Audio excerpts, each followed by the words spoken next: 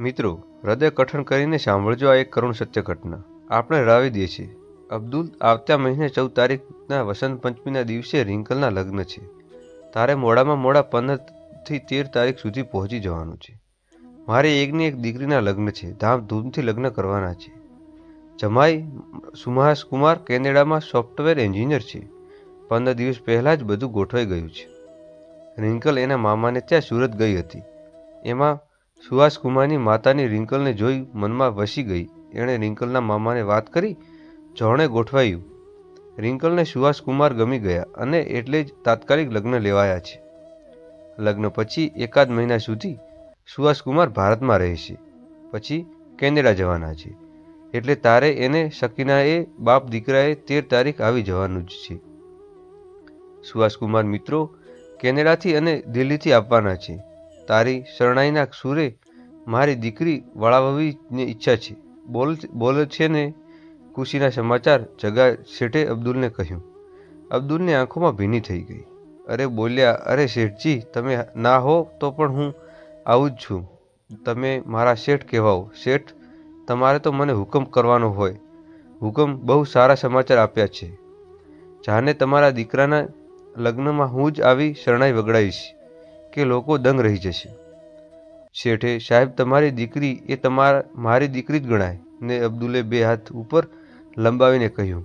અને હા, બીજી વાત કે તારે મારી એકની એક દીકરી શકીનાના સોગંદ છે. જો ના પાડીશ તો તને મારી એવી રકમ પણ આપવાની છે. તે તારે લેવી જ પડશે. અત્યાર સુધી તે મારું બહુ માન રાખ્યું છે.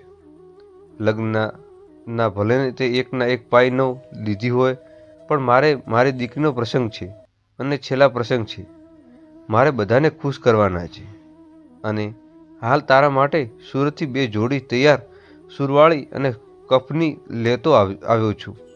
અને બેટા શકીના, તારા માટે મેં રિંકલને 3 જોડી ડ્રેસ મોકલાવ્યા છે. લગ્નના પહેલા માટે કહીને જગા શેઠની 2 થેલીઓ અબ્દુલ આગળ મૂકી. અબ્દુલે 2 થેલીઓ લીધી અને બારણુંની વચ્ચે ઊભેલી શકીના પાસે કહ્યું, શેઠ, આને કોઈ જરૂર નથી. તમે લાવ્યા છો તો એટલે લઈ લઉં છું. બેટા શકીના, જગા શેઠ માટે ચા મૂકીને જગા શેઠ જવાની વ્યવસ્થા કર. તારીખે ફરીથી યાદ દેવડાવજે. શકીનાએ સૌની નોટ આપી અને જગા શેઠને કાર રસ્તા પર ચલાવી થઈ. જગા શેઠ ઉપર અબ્દુલ વચ્ચે 30 વર્ષનો ગાઢ સંબંધ હતો. પણ સંબંધ પણ અચાનક જ બંધાયો હતો. અમુક સંબંધો માટે ખાસ પ્રસંગો કરવા પડતા હતા. એ આપોઆપ સર્જાય છે. આમ તો જગા શેઠનું વતન ચળાવા પાસે આવેલું એક નાનકડું ગામ. જાતના પટેલ અને ખેતી સારી ચળાવાને ધારી એક વચ્ચે ફળદ્રુપ જમીન, એક લાંબો પટ્ટો આવેલો. જે પટ્ટામાં જગા શેઠ 1500 વીઘા ચૂરના જેવી જમીન હતી. સાથોસાથ પાણીનું જૂનું વખત એક નવાણ પણ હતું. એમાં ગમે તેટલા દુષ્કાળ કાળ પડે પાણી ખૂટતું જ ન હતું. ગામના વૃદ્ધ વ્યક્તિઓ કહેતા કે 56યા કાળમાં પણ ધમાણમાં પાણી ભરપૂર હતું. જગા પટેલ ગામમાં ગાપા બાબુના કાંટડિયા ભળિયા અને મહેનતુ હતા. તે વારસો જતા પટેલના ઉતર્યો હતો. ઘરે સુખ સાહેબી પાર ન હતો. 30 વર્ષ પહેલાં જગા પટેલ કેરીના લેતા તાળિયા ગીર ટ્રેનમાં બેસીને ગયેલા. તાળાના રેલવે સ્ટેશન પર ઉતરીને ખાલી આજુબાજુ આવેલા આંબાવાડીઓમાં નજર નાખતા હતા. એ વખતે એમની ઉંમર લગભગ 25 વર્ષની હતી. તાળાની મુલાકાત લેવાનું કારણ એટલું જ હતું કે અઠવાડિયે પછી એને ઘરે ભાગવતી સપ્તાહ બેસવાની હતી. એને જગા શેઠના બાપા કાળુ શેઠ એવી ઈચ્છતા હતા કે એ વખતે ભાગવત કથા, જે સંબંધીઓ અને ભાવુકો કથા રસપાન કરવા આવે એને ખાવામાં કેરીનો રસ મળે અને પીવાના શેરડીનો રસ મળે. સામે 7 દિવસ આપોઆપ શેરડી આવીને વ્યવસ્થા થઈ ગઈ હતી. પણ આટલી બધી કેરીની સગવડ કરવા માટે તેને તાલાળા આવ્યા હતા. એક મોટા આંબાવાડીએ પર તેની નજર ઠગરી. છાપો ખુલ્યો હતો અને આંબાવાડીએ કોયલાના ટહુકા સંભળાતા હતા. આજુબાજુ 1-2 બોર પણ હતા. એ જોઈને ત્યાં પહોંચી ગયા હતા. ત્યાં નજર આવ્યા અને થોડે અધેરું પર શરણાઈઓ વગાડતું હોય એવું લાગ્યું. જગા શેઠ ત્યાં ગયા અને એક 18 વર્ષની છોકરો અને એક આંબા ડાળ પર ચડીને શરણાઈઓનો સૂર રેલાઈ રહ્યો હતો. અબ્દુલ સાથે એમની આ પહેલી મુલાકાત હતી. અબ્દુલે આંબાવાડિયામાં શેરડી રખવાડીનું કામ કરતો હતો. આંબાવાડિયામાં માલિક સાથે વાત થઈ, કેરીનો ભાવતાલ થયો, સોઠું નક્કી થયું. રોજ 40 મણ પલક કે કેરી તાલાથી ટ્રેનમાં ચડાવી દેવામાં આવશે. એ ચલાણ ઉતરી જશે. બાનું દેવાઈ ગયું હતું. જગા શેઠ અબ્દુલ વિશે પૂછ્યું. આંબાવાડીએ માલિક દેવાયતનું ભાઈ કહ્યું, એ છોકરો 12 વર્ષની ઉંમરે ત્યાં છે. મને જ્યારે એ મળ્યો ત્યારે માંડ 6 વર્ષનો હતો. હિન્દી બોલતો હતો. એ પોતાનું નામ બોલી શકતો ન હતો. એ વર્ષ અહીં હિરણ નદી ગાંડીતુર બની હતી. 2-3 ટ્રક એમાં તણાઈ ગયેલા હતા. યુપી બાજુના ટ્રક હતા અને સારણના બાંધકામનું ચાલે છે. ત્યાં કામ કરતો હતો. છોકરાનો ફોટો પણ છાપમાં આવેલો. પોલીસે 2-3 દિવસ છોકરાને રાખ્યો શરણમાં અને તાલાળા અને છેક વેરાળ સુધી બધે પૂછ્યું જોયું. પોલીસે છેવટે અનાથ આશ્રમમાં આ છોકરાને મૂકવાનું નક્કી કરેલું હતું. આ છોકરો મને મળ્યો હતો એટલે કાળિયારમાં સહિત કરવા માટે હું પોલીસ સ્ટેશન ગયેલો. મારી ઘરવાળી શાંત મારી જોડે છોકરા જોઈને વળગી ગયો. એને મારી સાથે આવવું હતું. શાંતાને જોઈને બોલ્યો. અમી અને શાંતા તો આભી જ બની ગયા અને એક બાજુ લઈ જઈને કહે કે બાપુ મારે તમારી સાથે આવવું છે. આ ફૂલ જેટલા છોકરાએ અનાથ આશ્રમમાં થોડો મુકાય. એ આપણી જોડે વાડીએ પડ્યો રહેશે. બસ આ અબ્દુલને અમારી સાથે લઈ આવ્યો. લોહીના ગુણ હોય કે ભગવાનની ભેટ. એ શરણાઈ સરસ વગાડે છે. એને શરણાઈ વગાડવાનો શોખ છે. એવી શરણાઈ કે તે વાત ના પૂછો. હવે તો ગુજરાતી પણ બોલે છે અને આ વાડિયામાં બધું ધ્યાન પણ રાખે છે. અબ્દુલ મારા દીકરા કરતાં પણ વિશેષ છે. જગા શેઠને પણ અબ્દુલ પ્રત્યે લાગણી થઈ આવી. બસ પછી ખુદ અબ્દુલ સપ્તાહમાં ચોથા દિવસે કેરીને લઈને ચાળ ટ્રેનમાં ઉતર્યો. જગા શેઠ એના ઘરે લઈ ગયો. ભગવત સપ્તાહમાં એને શરણાઈઓ વગાડી અને બધાને પસંદ આવવા લાગી. શરણાઈ વગાડી અને સૌ સમાજ બની ગયા. શાસ્ત્રીજીએ 2-3 વૃંદાવન બંધના વૃજ ભાષામાં ગીતો ગાયા ને અબ્દુલે આવી તો શરણાઈ વગાડી. સૌખીના આંખોમાં આંસુઓ હતા. વળતી ટ્રેનમાં જગો શેઠે દેવતભાઈ સંદેશ મોકલ્યો કે અબ્દુલ હવે સપ્તાહ પૂરી થશે ત્યારે જ આવશે. જૂના ફિલ્મોના ગીતો પર અબ્દુલ શરણાઈઓ વગાડતો.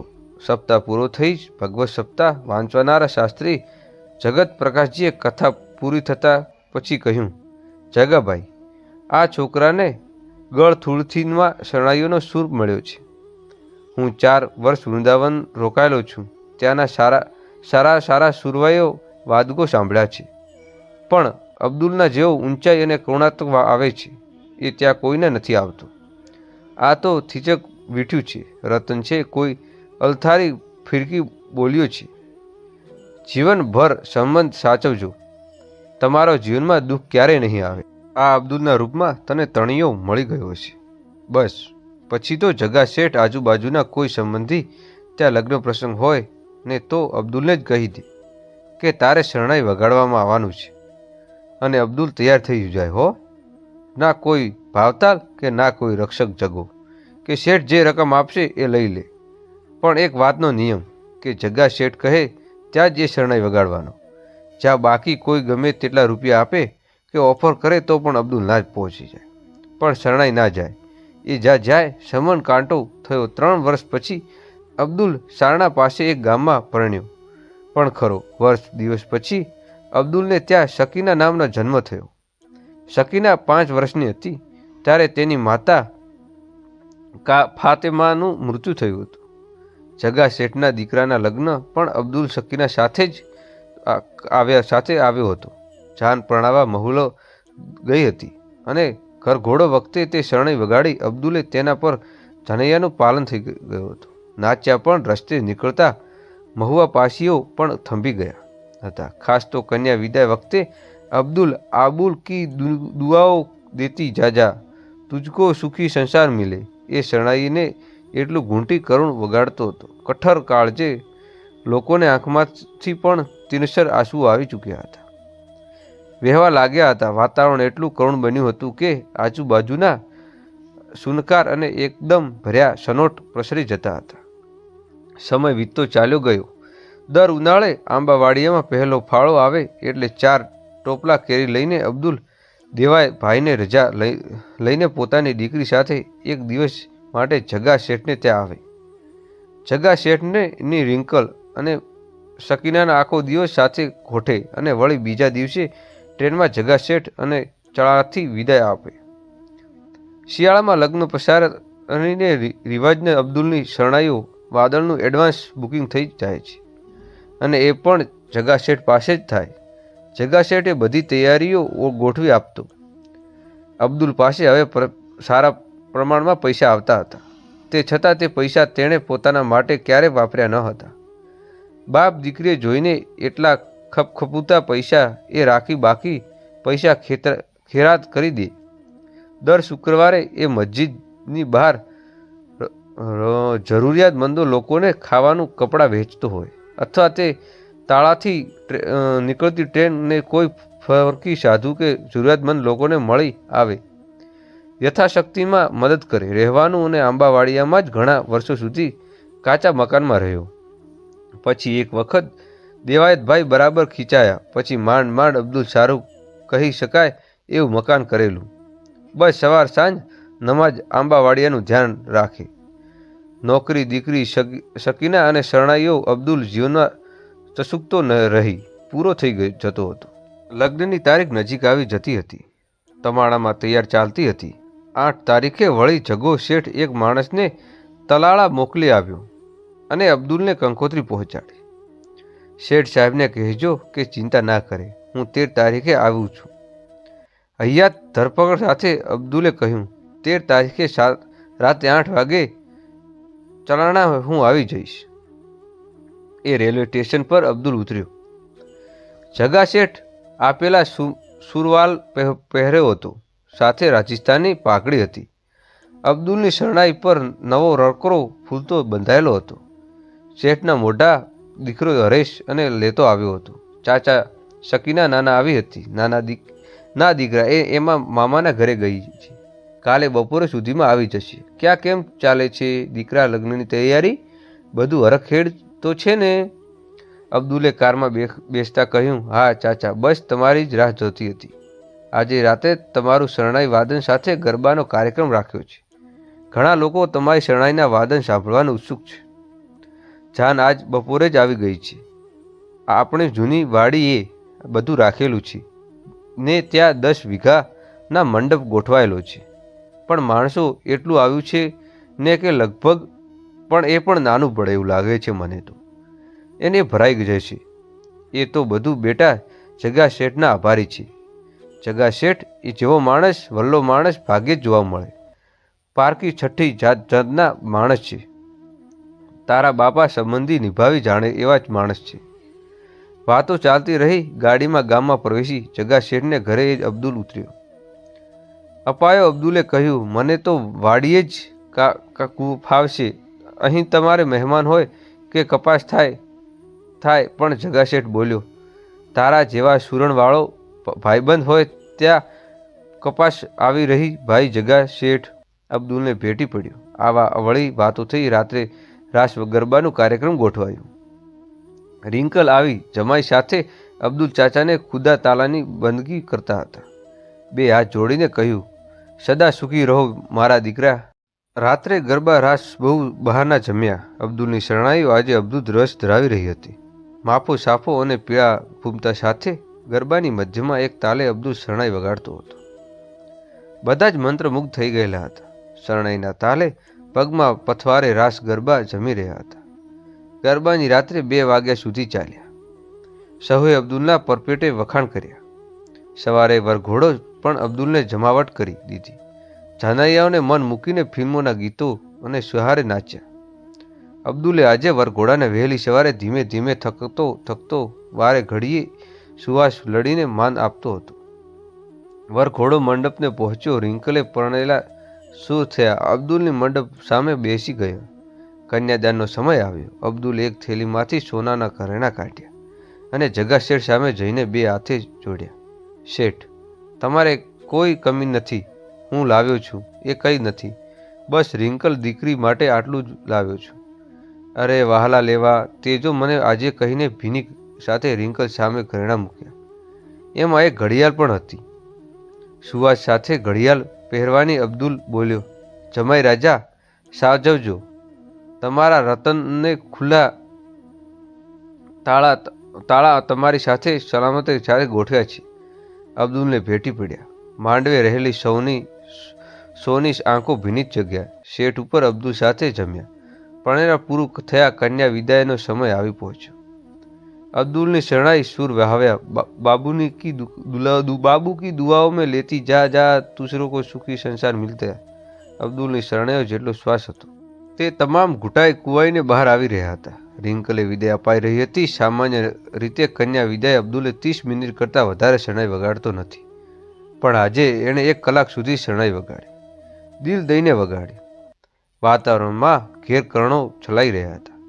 તમામની આંખોમાં આશ્ચર્ય વહી રહ્યા હતા. ગામને પાદર અબ્દુલ એક બાજુ ઊભું રહ્યો ગયો. રિંકલ અને સુભાષકુમાર વિદાય લીધી અને જગ્ગા શેઠ એક છેલ્લો પ્રસંગ ધામધૂમથી ઉકેલી રહ્યો હતો. સૌ પાછા ગામમાં આવી ગયા હતા. સાંજે 8 વાગ્યા. જગ્ગા શેઠ એના દીકરી હરેશને પૂછ્યું, અબ્દુલ ક્યાં ગયા? દેખાતો નથી. કદાચ થાકીને સૂઈ ગયો હશે. ક્યાં છે? એ તરત જ નીકળી ગયો હતો. રિંકલની વિદાય થઈ ત્યારે એનું કીધું કે શેઠ વાત ના કરતા, મારા ઉતાવળ છે, પછી નિરાતે આવીશ, મને વ્યથા કરી દો. એટલે મેં એક કારમાં એની જવાની વ્યવસ્થા કરી દીધી હતી. એ કાર પણ હમણાં જ તાળામાં મૂકીને આવી જશે. મારો ખરો કહેવાય એને રંગ રાખીને દીધો. એ વાત પાકી છે. બધા એની શરણાઈના સૂર સંભાળીને ખૂબ જ ખુશ હતા અને એણે રિંકલને ઘણું બધું આપ્યું હતું. જમાઈને પણ ઘડિયાળ આપી હતી. હવે તે વર્ષ એની દીકરીની શાદી છે. એના તમામ ખર્ચ આપણે ઉઠાવવાનો છે. તે અબ્દુલને મૂકીને કાર પાછી આવી. કારમાંથી હરેશભાઈ ભાઈબંધ ઉતર્યા. એણે સીધા આવીને ચપાટા ભેર બોલ્યા ઉઠ્યા, હરેશભાઈ, ભારે થઈ ગયું. હું અબ્દુલને લઈને તાળા પહોંચ્યો. રેલવે સ્ટેશન પર એ જ ઉતરી ગયો અને મને કહે કે હું ચાલીને જતો રહીશ. મને ચા પાયા રેલવે સ્ટેશન પર જતો રહ્યો. હું એને ઘર સુધી મૂકવા જવાનો હતો, પણ તેને ના પાડી અને કીધું કે રસ્તા ઉપર ખરાબ છે, રસ્તાની રિપેરિંગ કામ ચાલુ છે.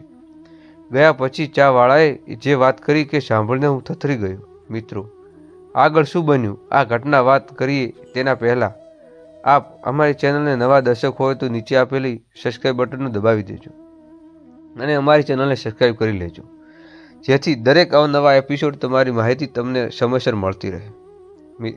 કાલે વહેલી સવારે એની શકીના વહેલી ગાડીમાં આપણે ત્યાં આવવાના હતા અને 4 વાગે શકીનાને સાફ કરડ્યું. શકીના થોડી જ વારમાં મૃત્યુ પામી હતી. આંબાવાડીએ માણસ ભેગા થઈ ગયા હતા. આજુબાજુમાં બધે આ વાત સમાચાર સાંભળીને એરાએટ ફેલાઈ ગઈ હતી. શકીનાની દફન વિધિ કહીને 3 વાગે નવા કપડાં પહેરીને સ્ટેશન પર આવી ગયો. આપણે ત્યાં એને રેલવે સ્ટેશન પર એની સાથે દેવાયતભાઈ હતા. એને કહેતો હતો કે દેવાયતભાઈ, જે થવાનું હતું એ થઈ ચૂક્યું. જગા શેઠને ત્યાં જવું પડશે. એમાં નહીં એને કોઈ વાતની ખબર ના પડવી જોઈએ, નહીતર એનો પ્રસંગ બગડશે. ખુદા તાલાને જે ગમ્યું એ શકીનાને વળાવીની આ હાથે ઈચ્છા હતી, પણ હવે રિંકલને વળાવી આવું ત્યાં સુધી ઘરે સાચવજો. આમ તો હવે સાચવવા માટે જો કાંઈ બચ્યું તો નથી, પણ તોય મહેમાનોને આપશે. પણ નાનો હતો ત્યારે જેની રીતે સમજાવ્યો હતો, બસ હવે એક દહોટ આવી જ રીતે સાચવી લેજો. જ્યારે હું નહીં જાઉં તો જગા શેઠ ગાડી લઈને કોઈકને તેડવા મોકલશે અને ખબર પડી જશે તો લગ્ન અધૂરા રહેશે. હોટલવાળો પણ વાતચીત સાંભળતો હતો. એણે મને આમ કહ્યું, પણ માણસ કઠણીયો ખરો. દીકરાની મૃત્યુ થતા હોવા છતાં મોઢા પર એક રેખા બદલાઈ અને શરણે વગાડીને પ્રસંગ દીપાવી દીધો. જગા શેઠની આંખોમાંથી આંસુ વહી રહ્યા હતા. આટલા આંસુ તો રિંકલને વળાવી ત્યાં પણ નહોતા વહ્યા. હરેશ ગાડી લઈને ચાલ્યા. અત્યારે તળાવ જવું છે. હું હવે ત્યાં રોકાઈશ. એમની દીકરીની તમામ વિધિ પૂર્ણ થઈ જશે. જગા શેઠ બોલીને સીધા જ કારમાં બેસી ગયા હતા. રાતના 1:30 વાગ્યા સુકારે તાળા આવેલા દેવાતભાઈના આંબાવાડીએ પહોંચ્યા. અબ્દુલની આગળ 4-5 માણસો બેઠા હતા. શેઠે ગાડીમાંથી ઉતરી સીધા તેને દોડ મૂકી. અબ્દુલને ભેટીને શેઠ રોઈ પડ્યા. સ્વસ્થ હતા. પછી બોલ્યા, આવું થયું તે તોય તે આવ્યો? ભલા આદમી, જાણતો કદા કરાય ને, ખુદા તાલાની જેવી મરજી. શેઠ ખુદા મને 1 વર્ષ પહેલાં દીકરી વળાવવાનું સુખ આપી દીધું. બસ રિંકલ જ મારી સુખીને છે. શેઠના મનમાં કોઈ ફરિયાદ ન હતી. જેથી મારી મનની ઈચ્છા હતી એવી જ રીતે દીકરી વિદાય આપી દીધી. ખુદા પાસે કોઈ ફરિયાદ નથી. શું હતું, મારી પાસે ખુદાએ જ આ બધું આપ્યું હતું ને એણે જ પાછું લઈ લીધું. એનામાં ફરિયાદ શાની કરવાની હોય? જીવન જીવા કે શેઠ આ રીતે જીવનના ડૂબા ભરતા ભરતા છેવટે અબ્દુલ છાતી ફાડ રોઈ પડ્યો. જગા શેઠ ત્યાં રોકાઈ ગયો. બધી જ વિધિ પૂરી થઈ. એટલા દિવસો ત્યાં રોકાયા. અબ્દુલના મનની સાથે હવે તન ભાંગી પડ્યું હતું. શરીર વળતું ગયું અને મહિના પછી અબ્દુલને સતત તાવ આવ્યો. જગા શેઠ એમને અમરેલીની હોસ્પિટલમાં પણ લઈ ગયેલા હતા. સારામાં સારી સારવાર કરી. તાવ વખતે ગયો. અબ્દુલે કહ્યું, જગા શેઠ, હવે છેલ્લા સુવાસ છે. એક કામ કરો, મને મારી શરણાઈ લાવો આપો. છેલ્લી વાર બજાવી દઉં. શરણાઈ લાવવા આવી. રાત્રે 3 વાગ્યે અબ્દુલે પથારીમાં બેઠો શરણાઈના ધીમા ધીમા સૂર રેલાવ્યો. સામે એક નર્સ, એક ડૉક્ટર, જગા શેઠ, ઘરના તમામ સભ્યો ઊભા હતા. એ જાણતા સૂર, એ જ જગા શેઠ, કરુણાની ચરસી સીમાના બાબુલી કી દુઆઓ में लेती જા તુસ્કો સુખી સંસાર મિલે. થોડી વાર પછી શરણાઈનો સૂર બંધ થયો ગયો. અબ્દુલના શ્વાસોશ્વાસ પણ અબ્દુલને એની સુવાસવાળી સુરાવલીએ એક સાથે વિદાય લીધા. મિત્રો, આ એપિસોડ તમને સારો લાગ્યો હોય તો અમારી ચેનલને લાઈક કરો, શેર કરો, સબસ્ક્રાઈબ કરો અને આ વિડીયો તમારા ભાઈબંધો જરૂરથી શેર કરજો, કારણ કે આવી દુઃખ ભય કરતા એ પણ સાંભળશે. મિત્રો, તમને આ કહાની સારી લાગી હોય તો ચેનલને સબસ્ક્રાઈબ કરી અને કોમેન્ટ બોક્સમાં એનો તમારો અભિપ્રાય જરૂર જણાવજો. મિત્રો, આ કહાની વિશે શું કહેવું છે એ પણ તમે કોમેન્ટ બોક્સમાં જણાવજો. મિત્રો, જય શ્રી રામ. ફરી મળશું નવી કહાની સાથે. ત્યાં સુધી રામ રામ. અને અમારી ચેનલ હજુ થોડા સબસ્ક્રાઈબર બાકી છે, એટલે તમે સબસ્ક્રાઈબ કરશો તો ચેનલને વધુ ગ્રોથ મળશે અને સારી કહાનીઓ તમને મળશે. મિત્રો, આમાં ઘણા બધી કહાનીઓ અમારી ચેનલ પર મોજૂદ છે. તમે અંદર જઈને જોઈ શકો છો. તો મિત્રો, આ કહાની તમારા મિત્રોના ગ્રુપમાં અથવા શેર કરવાનું ભૂલશો નહીં. ત્યાં સુધી રામ રામ. ધન્યવાદ. જય શ્રી રામ, જય શ્રી કૃષ્ણ. મિત્રો, ફરી મળશું નવી કહાની સાથે, નવી વાર્તા સાથે. જય શ્રી રામ.